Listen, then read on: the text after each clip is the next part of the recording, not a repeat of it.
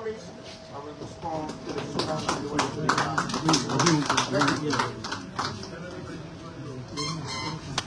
Good morning.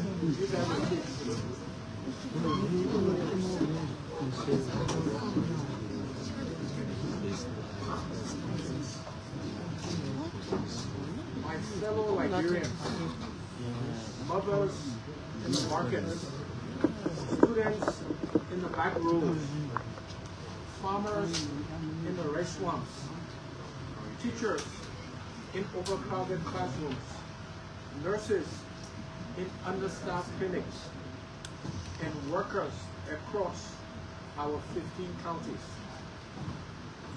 Our nation stands at a decisive crossroads.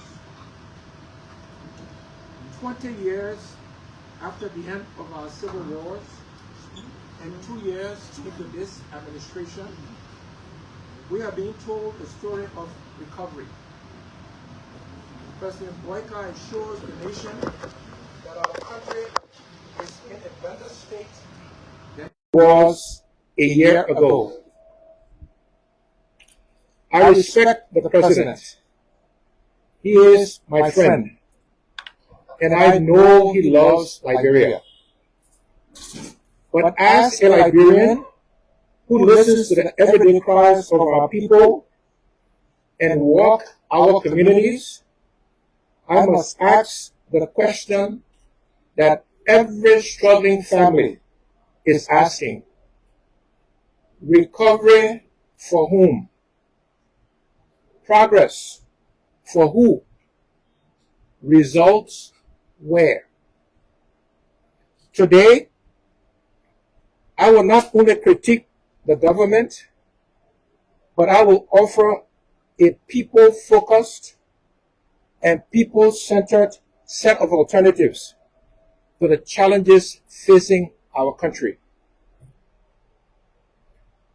The president yesterday quoted economic growth and lower inflation. But let's be clear. Macroeconomic stability is not the same as microeconomic survival. The Global Hunger Index places Liberia near the bottom of the world. 112 out of 123 countries. This is not just a statistic. It means 2 in every 5 Liberians do not eat sufficiently. 2 in every 5 Liberians do not eat sufficiently. It means our children's futures are being cut short by stunted growth. As people say in the streets, the rose will eat.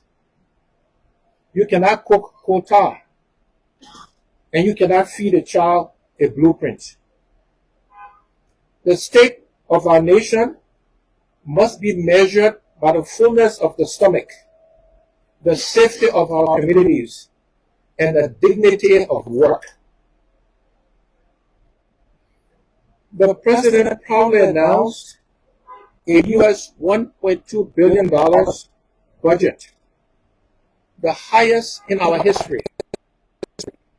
But a budget is not just a planning document. More importantly, it is a moral document.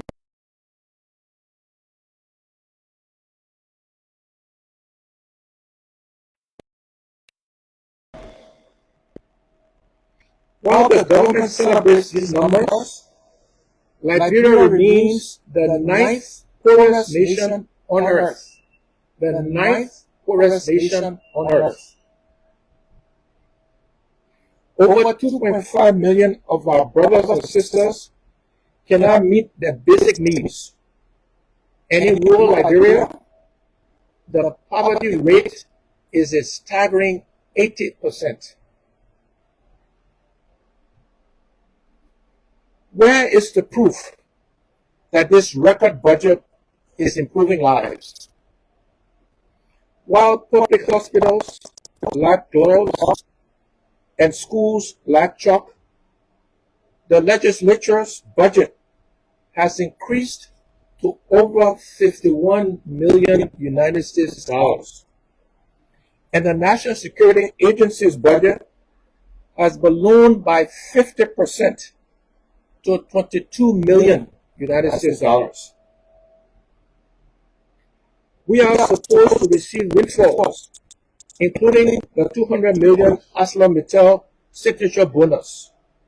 Yet, these resources are being absorbed into a bloated budget to fund the luxury lifestyles of the political class. Here's the people's alternative to the budget. First, cap wasteful spending. We must cap the budget of the legislature and the executive. We must cap the budget of the legislature and the executive, ending the era of big cars, extravagant travel, amongst many other wasteful spending. We must fund the front line, shift resources to health, to education, and the security personnel, the police, the military, who actually keep us safe. Transparency. We need county-level reporting of the budget. If a budget cannot be explained to a market woman, it was not written for her. Next, farmers. Farmers must be first. Agriculture as the engine. The president calls agriculture the heart of the arrest agenda.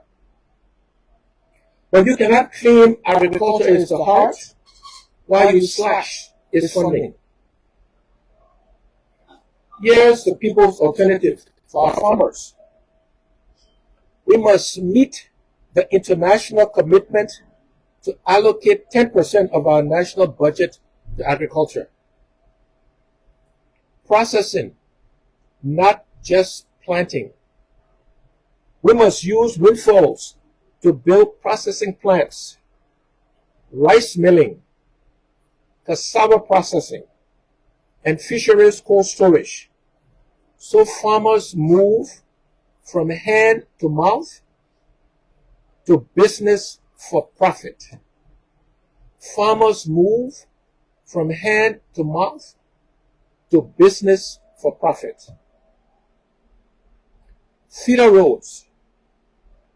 These are the economic lifelines that connect farms to markets. Without them, harvest simply rots in the fields, and we need to invest significantly more in farm to market roads. Next, business and women, dignity and protection.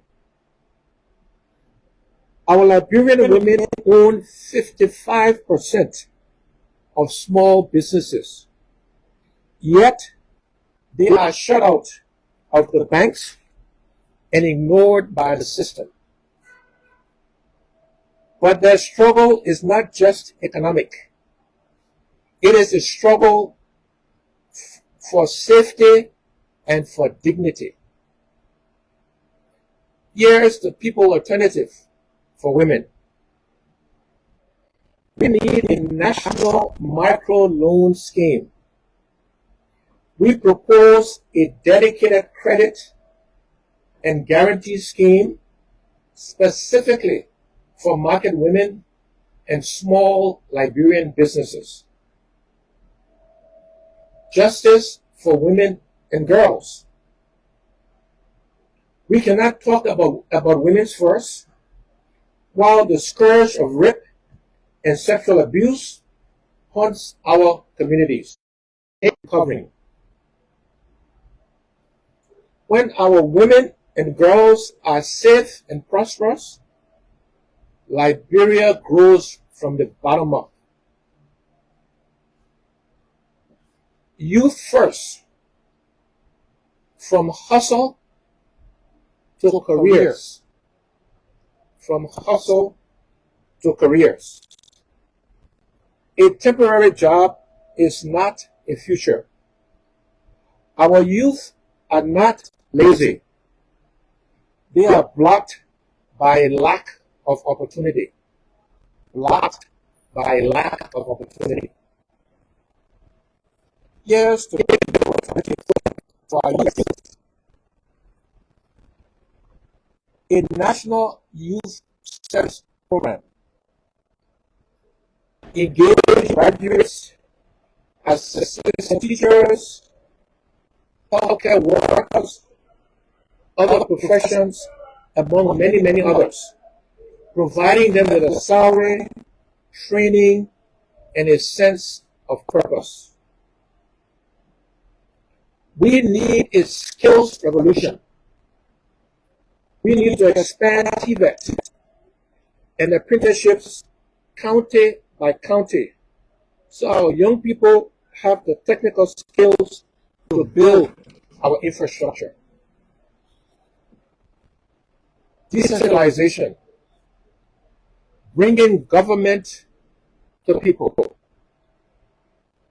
I strongly support decentralization, but passing a law is not enough. Real decentralization means counties can plan and develop without begging Monrovia for every cent.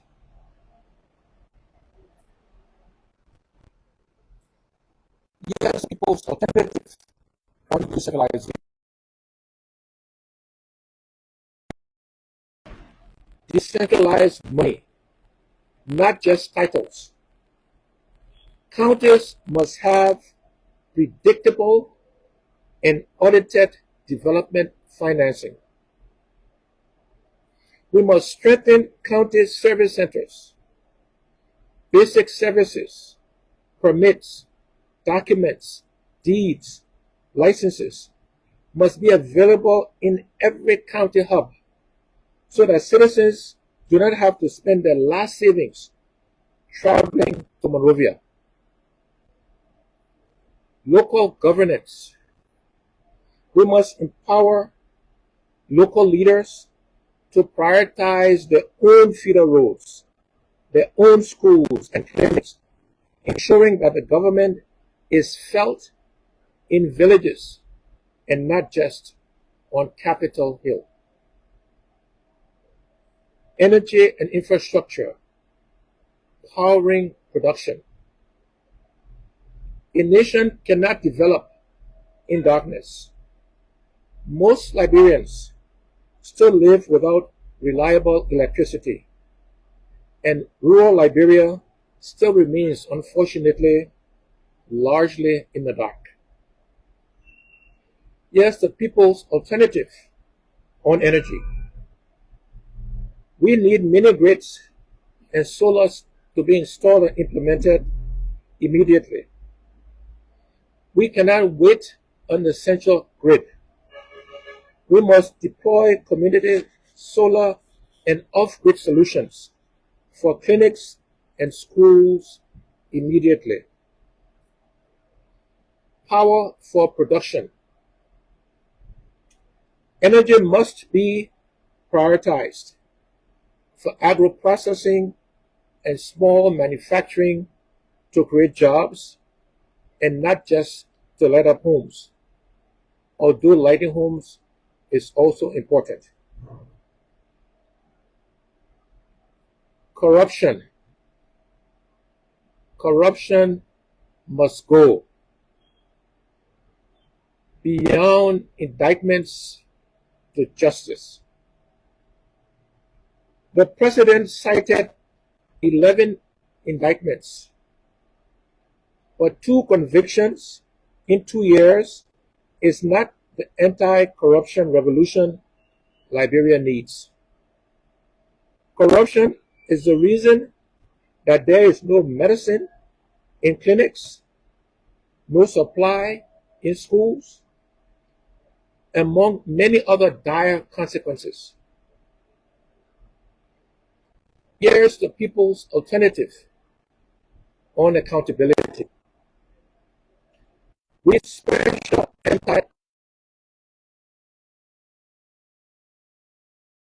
end the delay tactics that allow impunity to survive. Asset recovery. Stolen public money must be recovered and reinvested into water systems, schools, roads, and other productive investments that benefit the Liberian people directly. No protected species. Entire institutions must be fully autonomous, ensuring that no one is protected by friendship.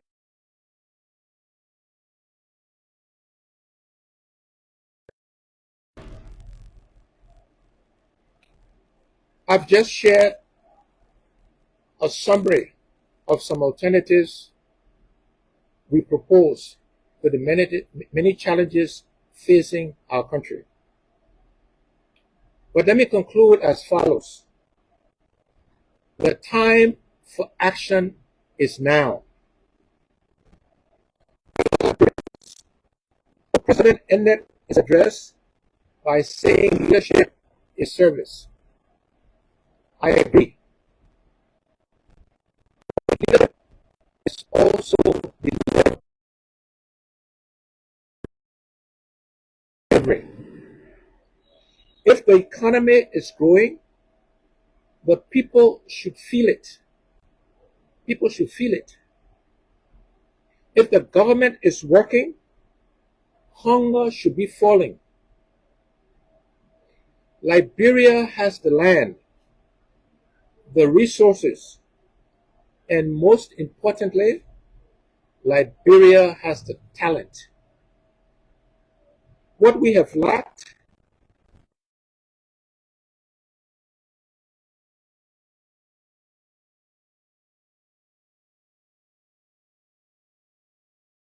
produces measurable results. This is what we offer. I see the resilience of the market woman who wakes up at 4 a.m. I see the brilliance of the student studying by candlelight. I see the farmer walking miles to a market road. You, among many others, represent the strength of Liberia. The people's alternative is not just a critique. It is a promise of integrity, competence, and a government that loves its people more than it loves itself. A government that loves its people more than it loves itself. The time for empty rhetoric is over. The time for action is now. The time for Liberia to rise is now. I thank you. God bless you, and God bless Liberia.